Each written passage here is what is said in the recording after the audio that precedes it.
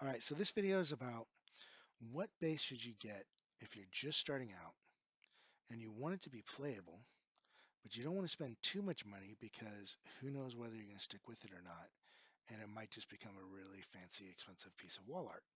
Well, this might be sticker shock for somebody new getting into it, but $229.99 brand new out of the box is a pretty good price for a bass. And this is the price range where it becomes playable. Anything cheaper than this, new, is not going to be playable. You can pick these up used for about $100 less, maybe, or for around the $200 range in excellent, basically they opened it, took it out, collected dust, and then never played it condition. Um, what do I like about this? Why do I think it is a good bass for a beginner? And up to intermediate. You're even as an intermediate player, you'll still be able to play this and not feel like you totally need something better. You're going to die. I like the jazz pickups. They have a little bit more tone, even though these are the cheaper Chinese ones that don't have as much tone as when you spend more money. Um, they do have a decent variety of tone for the money, so you can get a lot of different sounds out of them. Um, the frets usually aren't, you know, totally messed up. Every once in a while, they won't be as soft and rounded as they probably should be, but for the money, they're definitely soft and round enough, and then you're going to get from anybody else, um, except for the next bass that I'm going to show you. The other thing that I really like about the Jazz series, and this is all the way up to the professional series, this is why I love jazz basses, is the neck up here at the top, and that extends down to the radius. It is thinner widthwise and depthwise than their other bases from other companies. There are a couple out there that still use jazz profiles, but most other ones. And that includes their other bases from their own companies, like the Precision bass has a very thick neck. And right now, Precision fans are going nuts and saying, oh, that's because you're using improper technique. And, the thicker neck forces you to use proper technique. Well, we're trying to we're just starting out. We're trying to eliminate anything that's going to frustrate us and cause us to quit.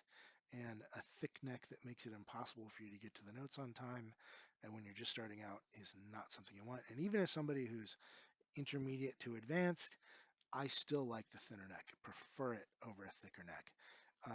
My hand is less sore at the end of the day using a thicker neck. So if I'm going to play for 2, 3, 4 hours in a row, something you shouldn't be doing as a beginner, by the way, because you're going to kill your hands and quit right away. Your fingers will be killing you. I want a thinner neck. Now, this next bass, Sterling by Music Man Sub bass. Notice the other one was 4-string and this one's 4-string too. They make 5-string models. Right off the bat, stick to a 4-string model and make your life a lot easier. It's another one of those, don't get something that's going to frustrate you and cause you to quit. A 5th string will do it, and that's why when you go look on eBay, they're anywhere from $50 to $100 cheaper on eBay, even though they cost more new, because somebody bought it thinking, oh yeah, the next string is going to be awesome, and hated it and can't wait to unload it. So again, thinner neck. It's got a jazz profile neck. I think they're the same width and dimensions, but I could be off. They might be a little bit off. Doesn't matter. It feels the same. Humbucking pickup, which is great. It has, I think, a little bit more range and tone. It doesn't sound quite as dull as the Squier Affinity jazz bass. But that's not saying that the Squier Affinity jazz bass isn't decent tone for the money. It is. It's just this is way more tone for the money than you should be getting for what you're paying. Also, what I like about this is there's no clickety clack. This is with the Squier series and all the way up to the Fender Play series. With Fender, until you're spending about $1,000 to $1,500, um, you, when you play it, it's really noisy. There's lots of clicking and clacking, and it just doesn't feel like a professional instrument because it isn't for them. Um, it's just not quite as solid. With these basses, and granted they're a lot heavier to pick up though too, um, although not quite as heavy as the professional Stingray bass. which is just under or around $2,000. Um, this thing is nice, solid, not a lot of clicking, knocking.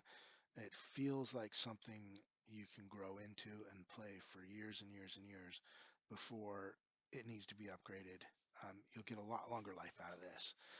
Until you're ready to drop $1,000 or more on a base because your playing justifies that, this base will last you and keep up with your playing. So that is why I like those two bases. That is why I think they are the two best options for the money out there on the market. Um, and it just comes down to whether or not you think you're going to stick with it.